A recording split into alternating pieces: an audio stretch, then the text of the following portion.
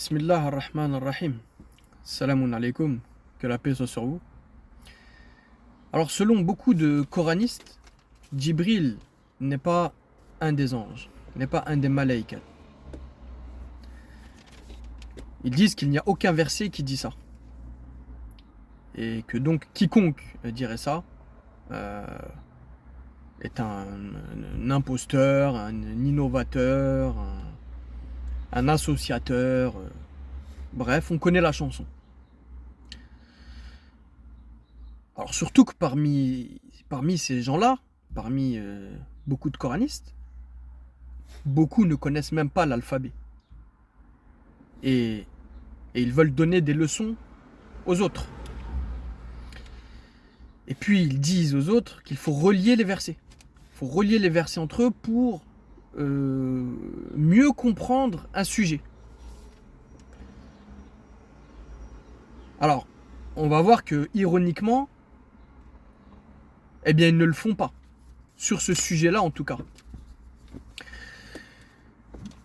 Alors, il y en a certains qui disent que Djibril n'est pas un des anges, qui pensent que Djibril n'est pas un des anges, mais ils font pas plus de bruit que ça. Ils vont pas à qualifier les autres d'associateurs, d'inventeurs, etc., etc. Ils ont leur théorie, mais ils disent que peut-être qu'ils se trompent. Voilà, ils laissent quand même cette petite porte d'incertitude, quoi. Alors, cela, hein, c'est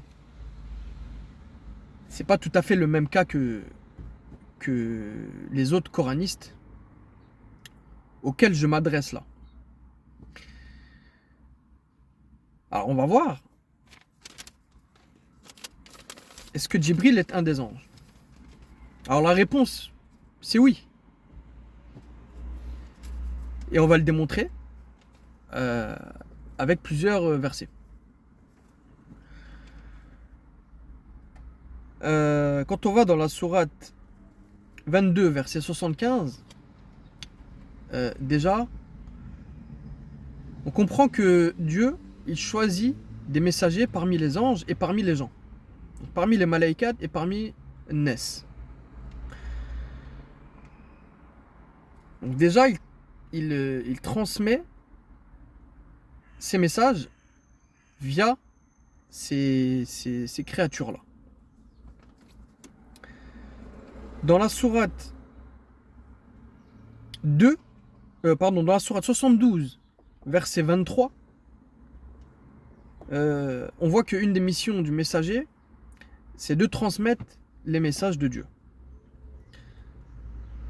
C'est confirmé dans la sourate 6, verset 124, dans la sourate 5, verset 67, et on voit également que dans la sourate 33, verset 39, ceux qui relayent, qui transmettent les messages de Dieu sont en gros dans le bon chemin.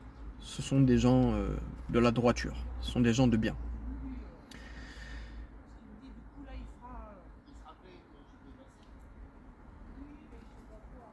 Donc ensuite, venons-en à Djibril.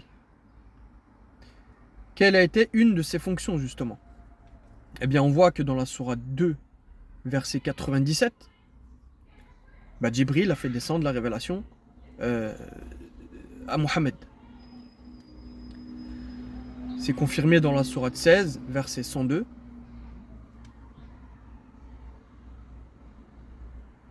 Et il y a un autre verset qui est intéressant, toujours dans la sourate 16, cette fois c'est le verset 2. Hein? Donc Dieu, il fait descendre les anges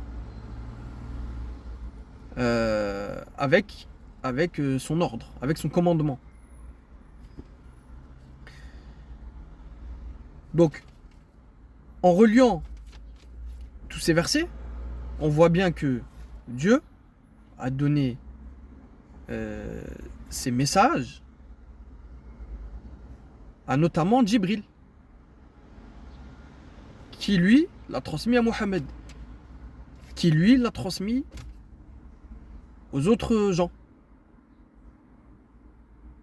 Donc on voit là la chaîne de transmission authentique. Donc voilà. Là, c'est clairement établi que Djibril est un des anges. Donc ces coranistes-là feraient mieux de balayer devant leur porte, de balayer devant chez eux, au lieu de vouloir donner des leçons aux autres de manière arrogante, etc. Ferait mieux de se taire. Sur ce, salam alaikum.